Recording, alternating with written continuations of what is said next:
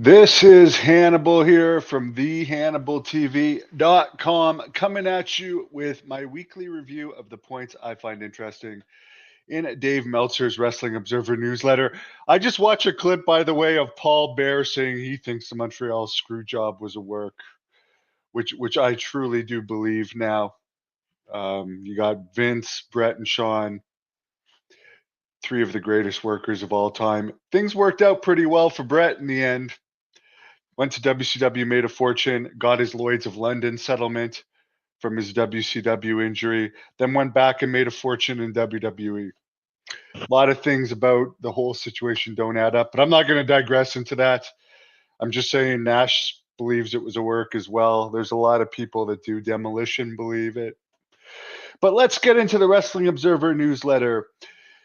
In WWE news, it looks like Goldberg is back to eventually feud with Gunther. He appeared on the WWE event, Bad Blood event in Atlanta. He usually appears at the Crown Jewel events in the past. He's appeared at some of them where they've paid up to $2 million per appearance. So expect him to do something on the upcoming Crown Jewel event where Gunther is facing Cody Rhodes. Apparently, because NXT talent doesn't make as much as the main roster talent, their travel in the odd occasions where they do go on the road is paid for.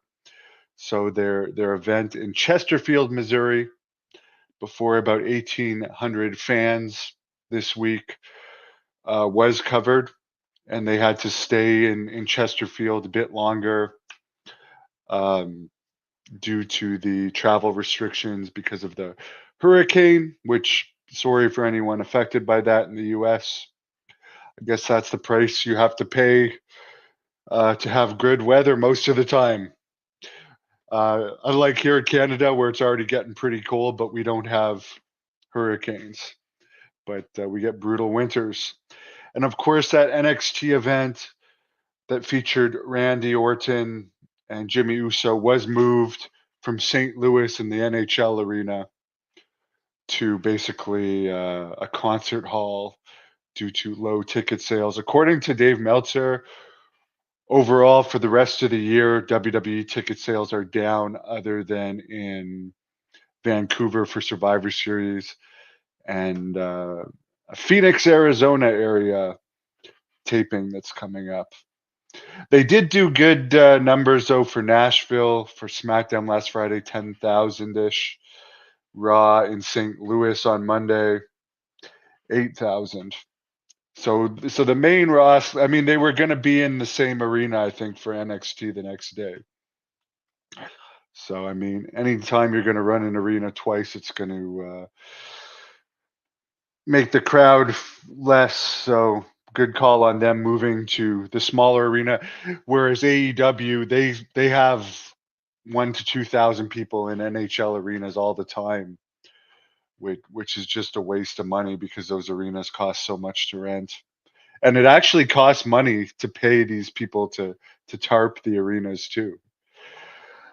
Janelle Grant got her name in the news again this week by publicly asking Nick Khan, Paul Levesque, and Ari Emanuel to drop the non-disclosure agreements related to other Vince McMahon settlements. Don't expect that to happen, since the whole point of non-disclosure agreements is so people don't talk about it, and they obviously paid those people off for a reason. Of course, rather than just file this stuff, Janelle Grant, we can only imagine through her publicity firm that she's hired, put this out in the news because she likes to get in the news for everything she does. Both Braun Strowman and AJ Styles were injured this week. Rhea Ripley has signed a new 5-year deal with WWE. They're trying to lock everyone up right now.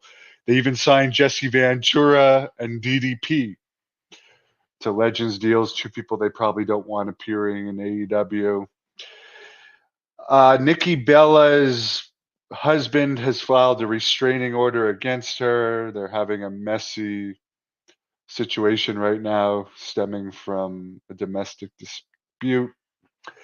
AEW Dynamite only had 1,800 fans, including comps in Spokane, Washington this week. Meltzer writes, 1 week after the biggest news of them signing a new television deal, of course, Rampage was canceled as part of that TV deal, but it is for a lot of money. They got some of their lowest ratings in history this week, the lowest rating ever for Dynamite, 0.10.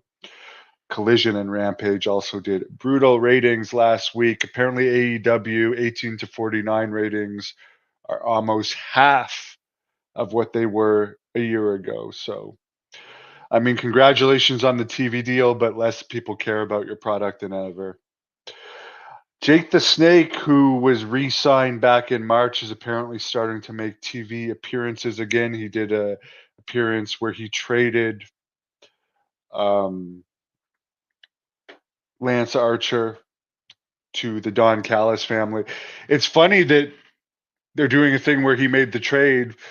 Lance Archer has been appearing basically as a single, like without a manager, since March. Apparently,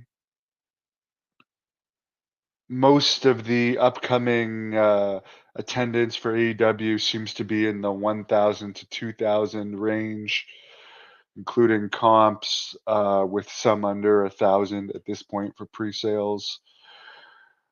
Daniel Garcia has re-signed with AEW. Maria Kanellis is making a big deal that she hasn't been re-signed yet and her contract expires. She hasn't really done anything.